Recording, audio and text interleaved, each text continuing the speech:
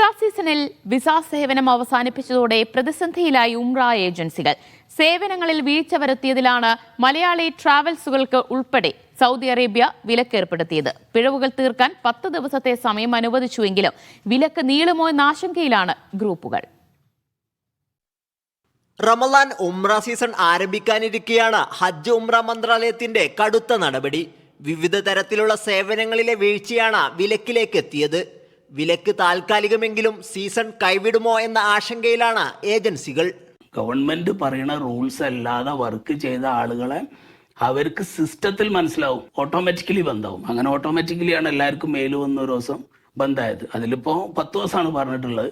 ഇൻഷാ അല്ലാ തുറക്കുമെന്ന് വിചാരിക്കുന്നു. അങ്ങനെയാണ്. തുറന്നാൽ തന്നെ ഓൽക്ക് ലിമിറ്റേഷൻസ് ഉണ്ടാവോ ഇല്ലേ അതൊന്നും അറിയില്ല. 1800 വിദേശ ട്രാവൽ ഏജൻസികൾക്കാണ് താൽക്കാലിക വിലക്ക്. ഏജൻസികളുടെ പ്രവർത്തന നിലവാരം മെച്ചപ്പെടുത്തുന്നതിനും സേവനങ്ങളിലെ വീഴ്ചകൾ പരിഹരിക്കുന്നതിനുമായി മന്ത്രാലയം 10 ദിവസത്തെ സാവകാശം അനുവദിച്ചിട്ടുണ്ട്. ഈ കാലയളവിനുള്ളിൽ പദവി ശരിയാക്കാത്ത ഏജൻസികൾക്കെതിരെ കർശന നടപടികൾ സ്വീകരിക്കും. ഗ്രൂപ്പുകൾ സാധനങ്ങൾ ഉണ്ടെങ്കിൽ ഇപ്പോൾ അവൈലബിൾ ആയ കമ്പനികളിൽ നിന്നും വിസ ഇഷ്യൂ ചെയ്ത് വെച്ചോളാം. കാരണം ടിക്കറ്റൊക്കെ ഇഷ്യൂ ചെയ്ത് വെച്ചാണെങ്കിൽ ചിലപ്പോൾ കോട്ട സിസ്റ്റം ഇവർ ആളുകളെ തിരക്ക് കുറക്കാൻ വേണ്ടി വിസകളുടെ അവൈലബിലിറ്റി കുറക്കൊക്കെ ഉണ്ടായി കഴിഞ്ഞാൽ പ്രയാസത്തിലെത്തും, നഷ്ടങ്ങളിലേക്ക് എത്തും. കഴിഞ്ഞ പ്രാവശ്യം പല നഷ്ടങ്ങളും പലവർക്കും ഉണ്ടായിട്ടുള്ളതാണ്. അപ്പോൾ അവൈലബിൾ ആയ കമ്പനികളിൽ നിന്ന് എത്രയും പെട്ടെന്ന് വിസകൾ ഇഷ്യൂ ചെയ്ത് വെച്ചോളാം. ഏജൻസികൾക്ക് വിലക്ക് വന്നതോടെ ഉംറ വിസയുടെ ചാർജും കുത്തനെ ഉയർന്നു. റമദാനിൽ ഇരുഹറമുകളിൽ എത്താമെന്ന് പ്രതീക്ഷിച്ചിരിക്കുന്നവർക്കും ആശങ്കയുണ്ട്.